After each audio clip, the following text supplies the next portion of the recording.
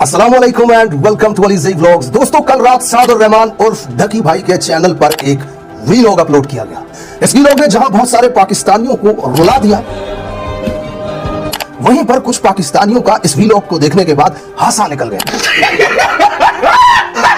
अब इस वीलॉग की कहानी क्या है, डकी भाई पर जुल्म करने वाले कौन थे, जुल्म किसने करवाया, और फिर डकी भाई को रेस्क्यू करने वाले बिग ब्रदर का किरदार क्या है। इवन ये जो भाई थे जिनका नाम हमने बिग ब्रदर रखा था, बिग ब्रदर कौन है? डकी भाई के वीलॉग में एक बहुत बड़ा सस्पेंस, जिसने एक अहम सवाल खड़ा कर दिया कि बिग ब्रदर कौन है।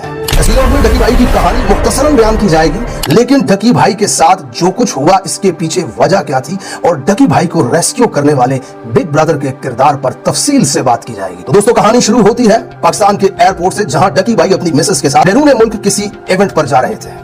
डकी भाई को इमिग्रेशन ने रोका। वहां पर NCCI यानी कि national cyber crime investigation agency के लोगों ने डकी भाई को गिरफ्तार कर लिया। अब गिरफ्तारी के बाद डकी भाई के ऊपर जो जुल्म हुए वो तफसील से डकी भाई ने बताए, जो कि काबिल मुजम्मत है। यहां तक कि additional director NCCI Sarfaraz Chaudhary ने उन्हें थप्पड़ मारे, उन्हें ह्यूमिलिएट किया, और अपने बेटे के साथ, जो कि कम उम्र है, लाइव कॉल पे बात करवाते हुए डकी भाई को चमाटे तक मारते रहे।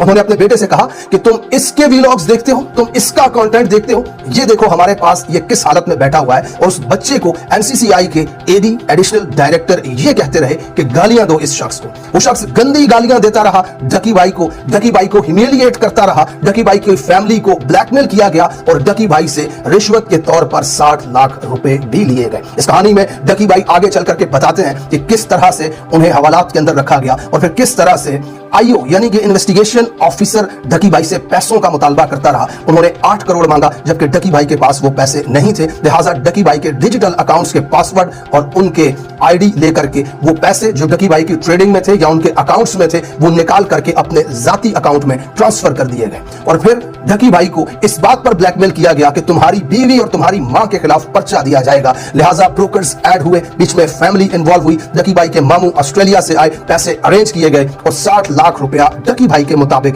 दिया गया, सिर्फ इस बात के लिए कि उनकी बेगम अरूब के ऊपर कोई पर्चा न करवाया जाए। बड़ी मुश्किलों के साथ डकी भाई अदालत पहुंचे, अदालत ने जुडिशियल करवाया और फिर उसके बाद डकी भाई को जेल हुई। लेकिन इस सारी कहानी के बीच में एक अहम किरदार जो डकी भाई को NCCI के ही किसी दफ्तर में मिला, उसका नाम था बिग ब्रदर। इवन ये जो भाई थे जिनका नाम हमने बिग ब्रदर रखा था, डकी भाई ने बताया कि मैं उस शख्स का नाम रिवील नहीं कर सकता, मैं आपको बता नहीं सकता कि वो शख्स कौन था, लेकिन जब वो पहली मर्तबा मुझे मिला तो उसने मुझसे मेरा हाल पूछा, मेरे केस के हवाले से पूछा।